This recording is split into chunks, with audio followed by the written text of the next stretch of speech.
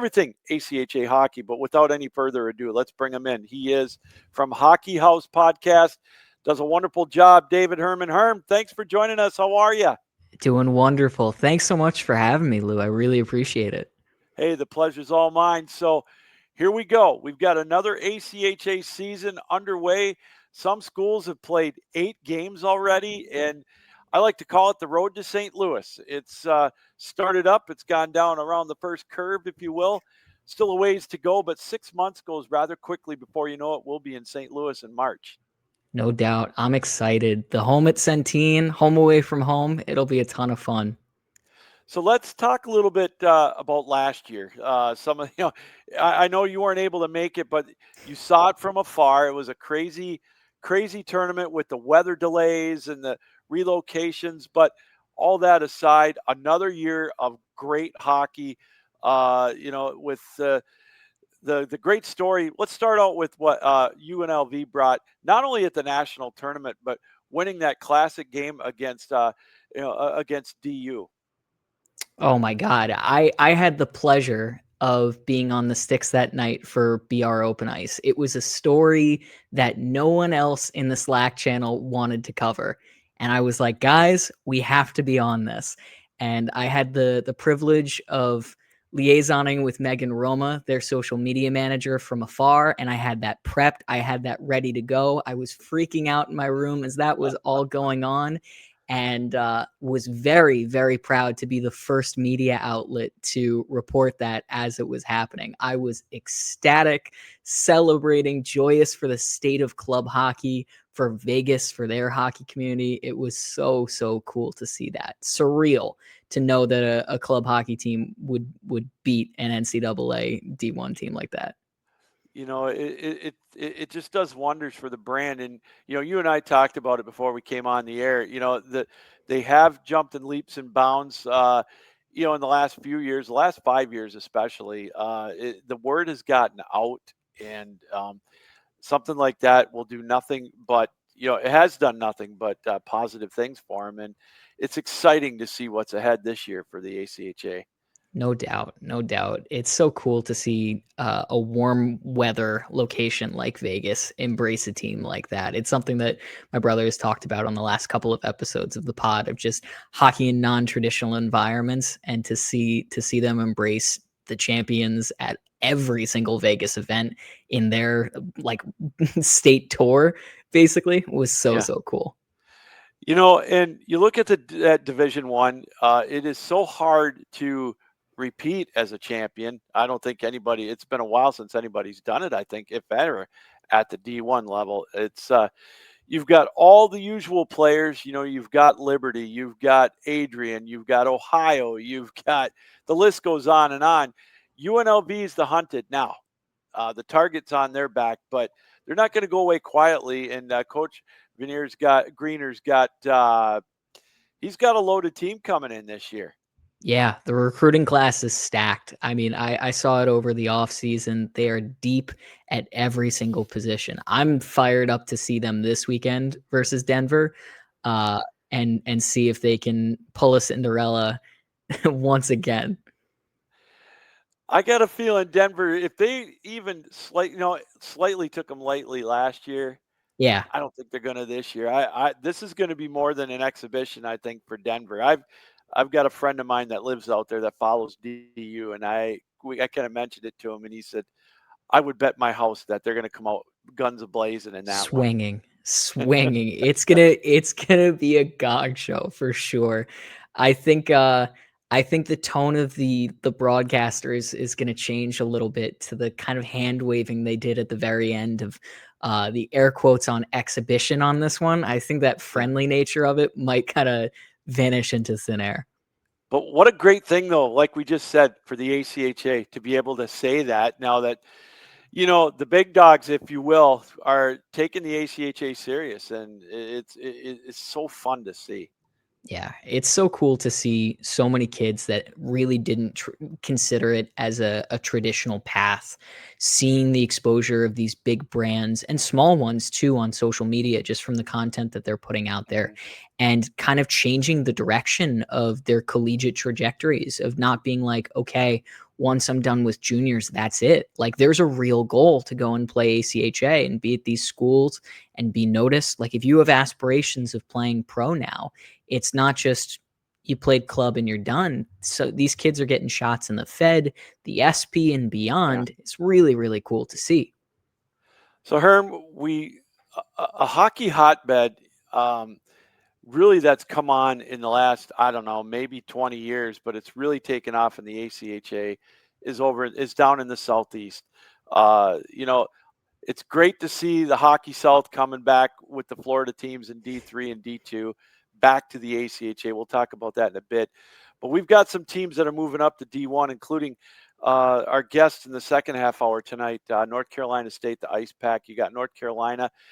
It is amazing to see the crowd that they get for their outdoor games down there. It's insane. I had the privilege of being welcomed into Carter Finley Stadium with Murph, with a couple of the other Hockey House guys. And I wouldn't even call it a top 3 hockey game. I'd call it a top 3 life experience. Yeah. I can vividly picture being in the photo hole and hearing the echoing wolf pack chants from both sides of the stadium and just taking a moment to soak it in and see this absolutely packed stadium. We went into that game just internally between Murph and I and being like, all right, if we get a couple of thousand people at this game, it'd be a ton of fun. Yeah. And then the building just kept getting more and more packed. And it just got ratcheted up as the day went on. The sty of the guys coming out with no buckets for warm-ups, those photos going viral. You could feel it in the locker rooms. We got to see it both in the NC State and the UNC ones. The way that the crowds responded for how that game went, it was unbelievable. It was the same energy that they had the night before for the Stadium Series for the Canes, Mhm. uh, just with 2 different teams on the ice. Raleigh showed out, and I was so impressed with the fan support, the professionalism from both organizations. It's so cool to see the impact that the Hurricanes have had on that region. So Herm, I don't want to see it happen, but I'm interested to get your take on it. Do you think these teams, the end game and the ultimate goal is to hop up to NCAA? And do you think it's a possibility down the road for the likes of North Carolina, NC State, maybe a Georgia Bulldog team? As I know they've built that brand new facility down there. Yeah, I think the goal for these programs definitely is. Mm-hmm. Um, And with the work you talk about, there's one more. You mentioned Bama too. The work of Savannah Prefontaine Oh, to build a grassroots movement down in yeah, Tuscaloosa, and her work not only with the Bama hockey teams, but then ultimately with College Hockey South. Like she is yeah. such a gem of a person to try and contribute to that movement of growing the game. I think the end goal for sure is to go D1. You see it on Reddit for people clamoring of like, all right, we're done with club, let's keep going. I'm like, all right, we can enjoy the club level a little bit longer. Let's have some Yeah. fun with this. This must be how people were thinking about Penn State before they wound up making the jump in what, the early 2000s, I want to say mid Yes. 2000s, Yep. of they had just had so much momentum and so much fan support as programs, and they really built their programs to a level that it was undeniable. And I'm sure that that's Tim's goal at the end of the day. And I'm sure that that's what these power schools want to have at the end of the day, is make it undeniable to be like, all right, universities, let's take notice and make the jump. I will continue to enjoy these brands and these teams and these programs and the talent associated with them while they're here. Believe me. Um, but it's like saying it'll be like saying goodbye to an old friend. Sure. Um, of knowing that they hit the goal that they wanted to accomplish, and you were there to help support them along the way. So Herm, another team that made the jump to D1 is taking the championship belt with them. And Mm, to say that, I'm not surprised they made the jump. I'm surprised it took as long as it did. But Hope definitely. College is now a D1 team. They're going to play in the GL6. It's kind of like the Big Ten with 18 football teams. Um, I I personally, if I know Chris Van Timmeren and I know him quite well, it's not going to take long for them to make noise at the D1 level. It's Grand Rapids is a hockey hotbed, just like it is down south, Yeah. and they've got a winning culture there. I'm really excited to see how well they do this year in the GL6. I think they're going to hold their own. They Mhm. started with a sweep this past weekend of Aquinas. What do you make of their chances in D1 this year? I want to draw a comparison to another orange and blue team that followed a similar trajectory to them, that being UMary.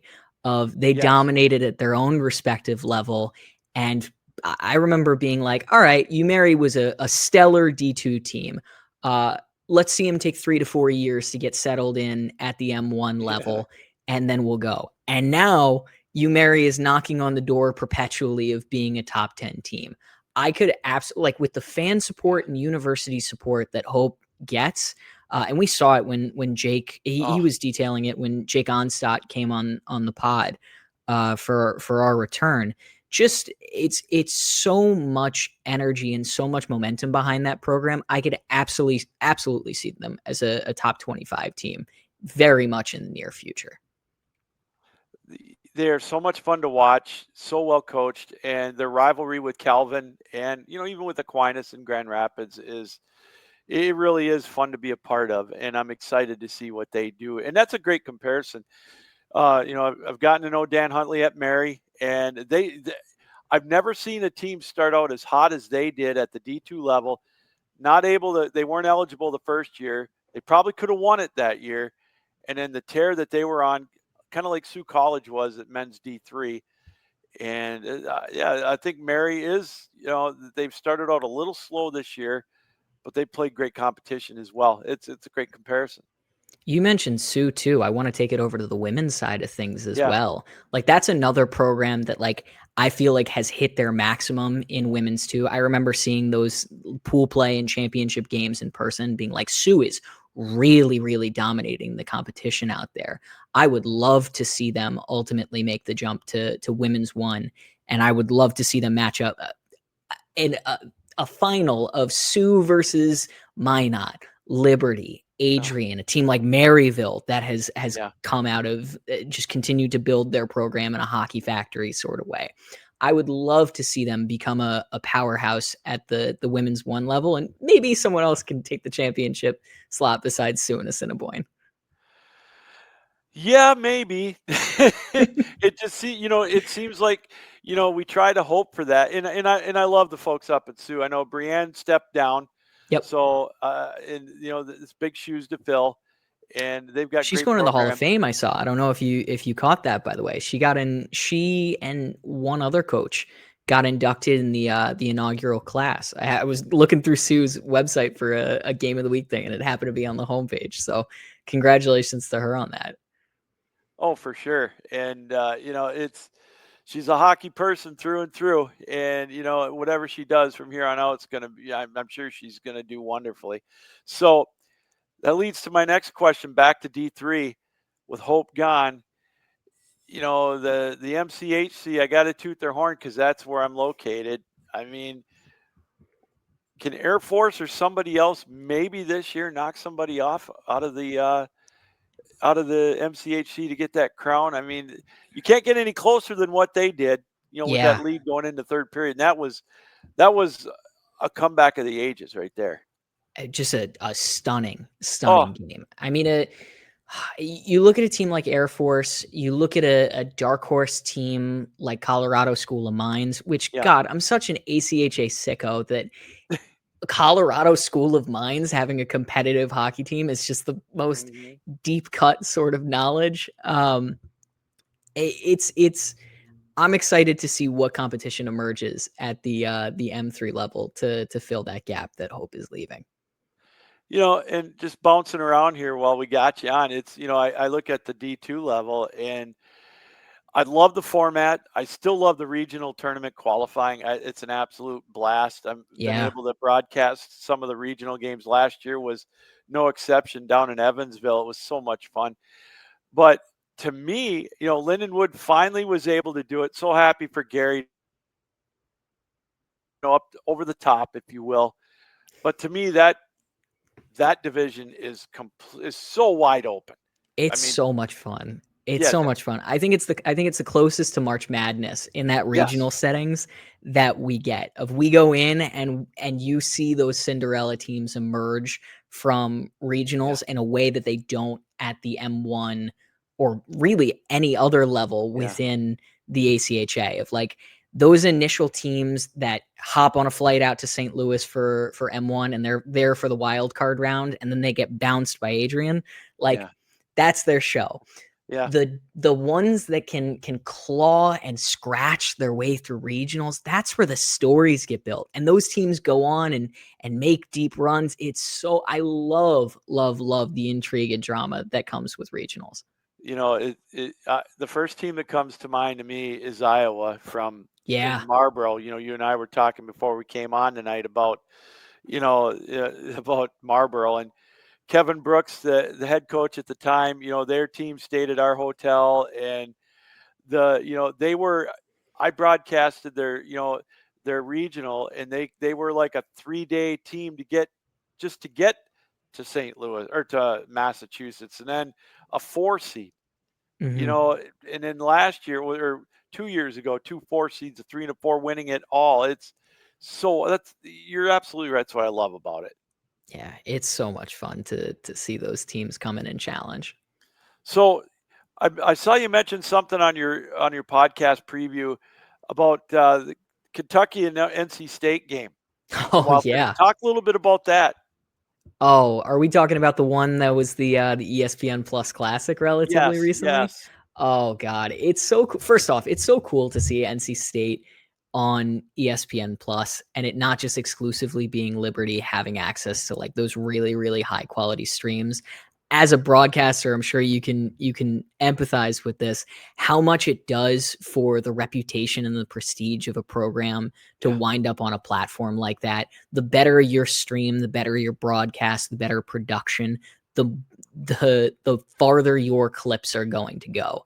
And right, maybe some people get upset when we start posting a lot of NC State, Kentucky at Liberty clips. It's kind of because they have the best broadcasts. right. But it's so when when NC State winds up coming back and you're seeing this absolutely packed Wake Competition Center lose it for a down to the wire game, the nice little scrap at the end of overtime, the dagger to win it in the shootout. It's so cool to see the reception from the Wolfpack fans that they got in that evening. So is this going to be the start of another dynasty for Liberty's women's D1 program? Oh, I think the rest of women's one would absolutely be like, please no, because it was such a reign of terror for so long to borrow a wrestling Yeah, term there. Um, it they're so good. They're so deep. They're so well funded and staffed and yeah, resourced. Uh, for them to it's inevitable that they're going to be in that conversation every single year and year by year the question is who's going to challenge that dominance. right. um I would be stunned if we don't see them in a semifinals or finals appearance. They just have such a great thing going for that women's program down in Lynchburg. How do you like the format compared to what it was like in the past when you get to the national tournament with the women's D1? um remind me on that. It's they're basically it's a pool play with 4 pools of 3 because Hmm. they've got a 12-team tournament and the tie break is I believe goal differential. I Hmm. liked it because again I know it was double elimination the first couple of rounds until you got to the quarters. Hmm. I like that they're guaranteed at least 2 games. Yeah. I think if you're Everybody is. especially for these programs, like if you're making the trip out there, like you want to make sure you're getting your values worth out of that tournament for an experience sort of thing. So it definitely makes sense for women's one to kind of pivot in that direction. So you've been doing your homework. At least I hope you have been. Give me a surprise team at the Ooh, D1 level that could at the maybe D1 make level. Like, somebody like a Northwood that got to the national tournament, or like a couple years ago, Oswego State, Travis Hyde's team, or, Yep. Niagara, who's now a mainstay along with Drury, always in the Mhm. top 10. Who would be a surprise team to keep an eye out for this Oh, year? you're picking my easy dark horses with that one too, because I'm such good buddies with Tom Moradian, and I'm sure he wants me Yes. to pick he wants me to pick Niagara for this. Who's a team that I would go with? Um sneaky and good. I have to give some respect to Pitt, Yeah. just because of some little friendly banter that I had with them last year, and just the resilience that they showed in those first couple of rounds. I wrote them off at the beginning of the tournament. I thought they were getting bounced round one, and that was not meant to be. I thought it was it showed a lot about the program that they got in there that first weekend against West Virginia, and they crashed the party, and did it emphatically. I could see that Pitt team, if they really put some stuff together, wind up being a competitive program. I know these guys a preseason rank a top 10. Mm-hmm. I'm going to keep an eye out. My surprise team's going to be Utah. Mm. Mm. I just like the brand of hockey they're playing out there, and I think they're going to be playing with a chip on their shoulder. I think they just, the loss they had against Drury in the opening round last year Yeah, was one that I know they want to have back. And I love Drury. Don't get me wrong. Jeremy Law's team is great, but I just Utah, I think, could be a team to watch out for. that could be a lot of fun. That WCHL is so deep, and it's so tough. Every single week we're picking these games to watch, and we have this rotating cast of WCHL characters that keep popping up. Like, it's so easy to be like, all right, Arizona State, Utah, Yes. UNLV, GCU versus Utah. Like, the matchups are so competitive that it's such a fun brand of hockey to watch.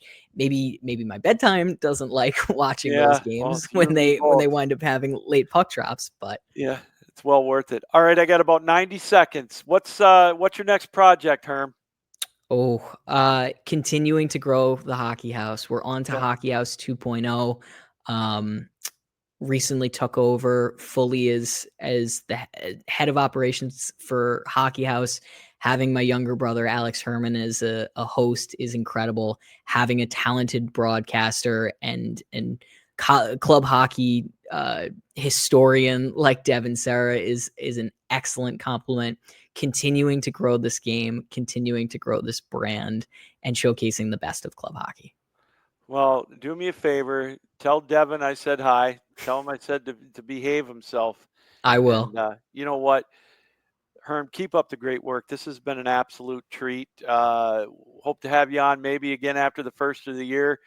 When I call this part of the stretch the marathon, Mm. after Christmas, after New Year's, that's when the sprint comes. I'd love to have you on maybe the end of January, 1st of February. We'll preview the regionals for D2. What do you say?